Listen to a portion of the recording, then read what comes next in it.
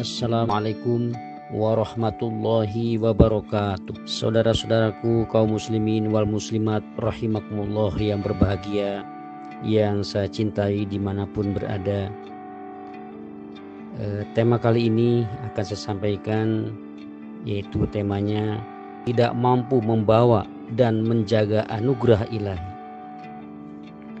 Saudara-saudaraku yang saya cintai, Alkisah, pada zaman dahulu terdapatlah sebuah kerajaan yang besar, yang dipimpin seorang raja yang adil lagi bijaksana, yang begitu disukai dan menjadi panutan rakyatnya, sehingga makmurlah rakyat kerajaan itu gemah ripaloh jinawi. Orang Sunda mengatakan, bro di juru, bro di panto, ngalayah di tengah imah.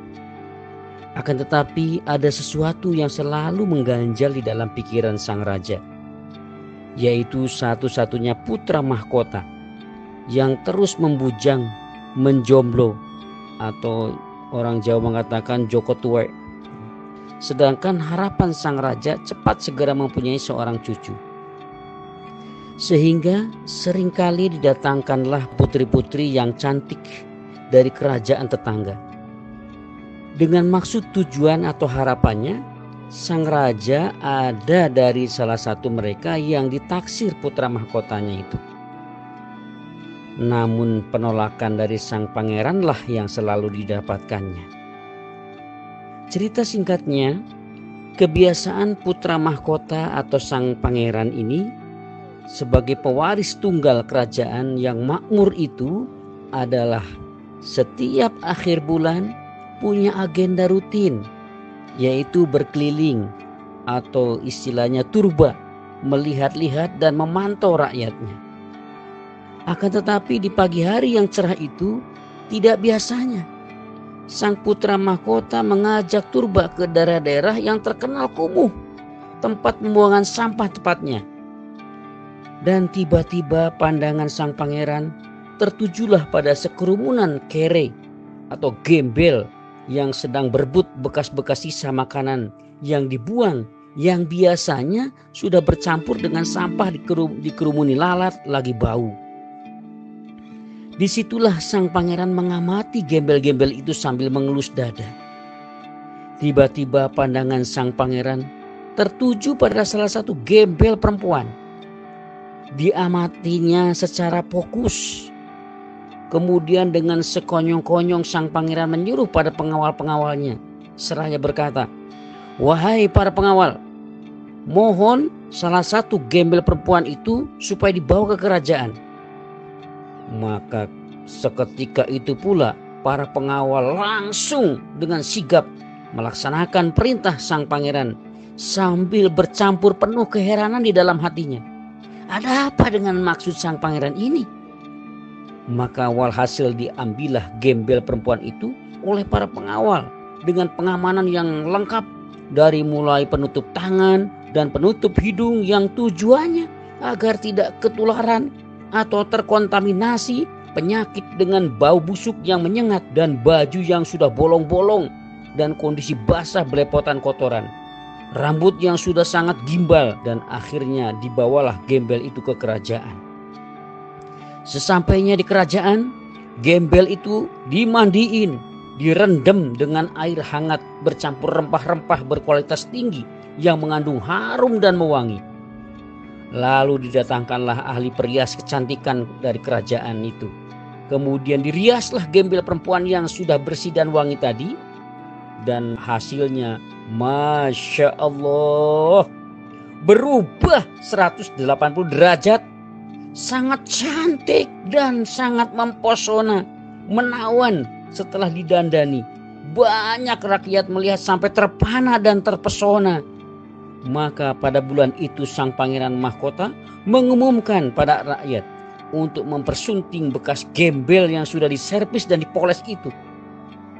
Maka selanjutnya pesta pernikahan 7 hari 7 malam pun digelar dan diadakan dengan besar-besaran, sehingga sangat ramai, meriah sekali. Rakyat diundang makan gratis di kerajaan. Sangat senang dan penuh kebahagiaan saat itu. Rakyat di kerajaan hari-hari itu sangat senang berbahagia. Maka lewatlah jua pesta besar di kerajaan itu. Dan seperti biasanya, yang sudah-sudah di akhir bulan sang pangeran turba ke rakyat-rakyatnya yang ada di daerah-daerah. Hanya ada yang berbeda dalam agenda turba sang pangeran kali ini, yaitu sudah adanya sang permaisuri di sisinya yang mendampingi dan duduk di kereta kencana bertahtakan mutiara yang sangat menakjubkan. Berkeliling-kelilinglah keduanya dengan dikawal ketat oleh para pengawalnya yang berbaris di belakangnya. Kemudian sampailah ke wilayah-wilayah terpencil, dan tanpa disadari lewatnya rombongan itu ke tempat yang dulu permaisuri dicomot dan diambil dari tempat hina dina itu. Dan kondisi lingkungan itu sama seperti yang terdahulu, yaitu ramainya para kere, gembel berebut sisa makanan. Dan dari dalam kereta kencana, sang permaisuri menengok keluar dan rupanya melihat teman-teman masa lalunya yang dulu saat berebut sisa makanan. Maka di benak pikirannya tiba-tiba kambuh pengen bergabung lagi dengan para gembel teman-temannya itu. Dan tanpa banyak pikir panjang, sang permaisuri itu melompat dari kereta kencana dan berlari ke kerumunan gembel-gembel yang sedang berebut tulang dengan tanpa melihat dan menyadari bahwa dia itu siapa saat ini. Spontan bagai disambar petir di siang bolong.